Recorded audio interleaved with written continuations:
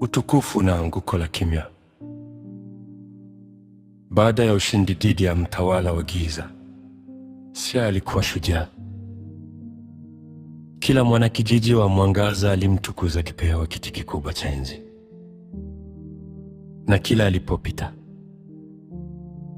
watu walimwinamia polepole. Lile donda la unyenyekevu lilianza kufunikwa na vumbi la sifa.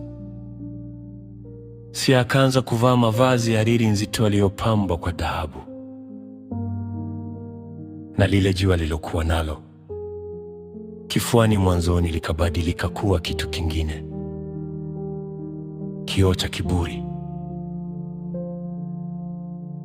Alianza kuona kuwa yeye ni bora kuliko wengine alipochora ramani. Hakuwa akichora ili kuwasaidia watu wasipotee, bali alichora ili kuonyesha ukubwa wa akili yake. Moyo wake uliokuwa ukidunda kwa huruma, sasa ulikuwa ukidunda kwa mdundo wa amri. Mgeni wa Nepal na fumbo la kioo. Siku moja msafara kutoka nchi ya mbali ya milima mirefu Nepal uliingia kijijini. Kati yao alikuwepo mwanamke mmoja mwenye macho yenye utulivu wa maziwa ya milimani. Aliitwa Maya. Maya hakuinamisha kichwa chake mbele ya Sia. Unatazama watu wako kupitia kioo, Sia, Maya alimwambia kwa sauti ya upole lakini yenye uzito. Kioo huonyesha sura yako tu, hakionyeshi roho za wengine. Ndani umeshinda, lakini umefungwa kwenye gereza ambalo huna ufunguo wake. Sia kwa hasira ya kishujaa aliamuru Maya afungwe, lakini usiku ule alipojitazama kwenye kioo chake kikubwa cha kifalme, hakuona sura yake. Aliona kivuli kidogo kilichonyauka kikilia gizani. Aligundua kuwa tangu aanze kutukuzwa, amepoteza uwezo wa kuhisi uchungu wa wenzake. Alikuwa amekuwa Mungu mtu asiye na utu. Shimo la sahau. Safari ya kurudi chini. Akiwa na mshtuko, Sia alitoroka ikulu yake usiku ule na kumfuata Maya. Gerezani ilimkuta Maya akicheza na mwangaza wa mwezi. Nisaidie, Sia alinong'ona. Moyo wangu umeanza kuwa baridi tena, lakini safari hii ni baridi ya dhahabu. Maya alimshika mkono. Lazima ushuke kwenye shimo la sahau. Huko ndiko binadamu hutupa vitu ambavyo wanadhani ni vidogo: unyenyekevu, msamaha na uwezo wa kusikiliza. Ili uwe kiongozi wa kweli, lazima uwe mtumishi wa wote. Walisafiri hadi kwenye ufa wa ardhi uliokuwa ukitoa harufu ya udongo mbichi. Sia alijituta ndani. Alijikuta kwenye ulimwengu wa ajabu ambapo kila kitu kilikuwa kimegeuka. Matajiri walikuwa wamevaa matambara na maskini walikuwa na taji za nuru. Hapo Sia alikutana na kivuli cha mama yake aliyefariki mwaka tuatimefukari. Mwanangu,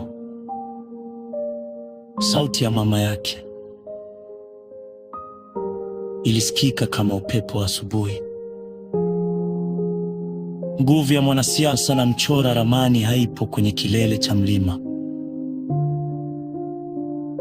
bali ipo kwenye bonde ambako watu wanahitaji maji. Ulichagua taji badala ya upendo. mapambano na jitu la mimi katikati ya shimo la sahau. Sia alikumbana na adui mkubwa kuliko wote,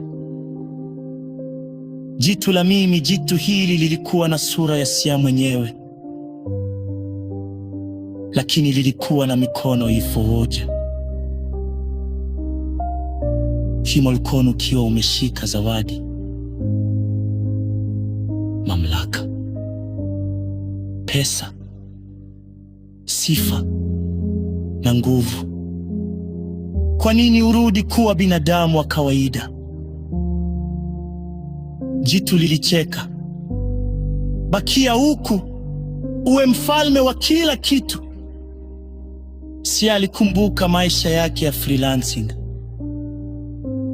Alikumbuka jinsi alivyopambana kutafuta riziki na jinsi alivyokuwa akijitolea kuwasaidia wengine. Aligundua kwa furaha yake ikuwayo kutokana na kile alichonacho, bali kile alichotoa. Alichukua ule mkuki wa mwanga, lakini safari hii hakutumia kumuua dua, bali aliovunja mkuki ule mara mbili. Nguvu yangu si ya kumiliki. Sia alipiga kelele. Nguvu yangu ni ya kushiriki. Ghafla lile jitu la mimi nikapasuka na kuwa maelfu ya vipepeo. Gereza la kioo lilivunjika na Sia akajikuta amesimama mbele ya Mai akiwa amevaa mavazi yake ya zamani ya ufundi. Kilele cha hekima. Sia alirudi kijijini, lakini hakurudi ikulu. Alijenga kibanda kidogo katikati ya kijiji Mbaka. Kila mtu angeweza kumfikia. Alimuoa Maya na pamoja wakawa ishara ya muungano wa tamaduni mbili, nguvu ya Afrika na utulivu wa Nepal. Sia aligundua kuwa simulizi yake kuwa kuhusu kupanya mmewe tu. Mali ilikuwa ni mzunduko ulipandwa kupata maona. Unashuka ilikafanyia kazi. Fumbo la nne likajifunua cha ngozi mkosi ule anaiketi juu ya wengine. Bali ni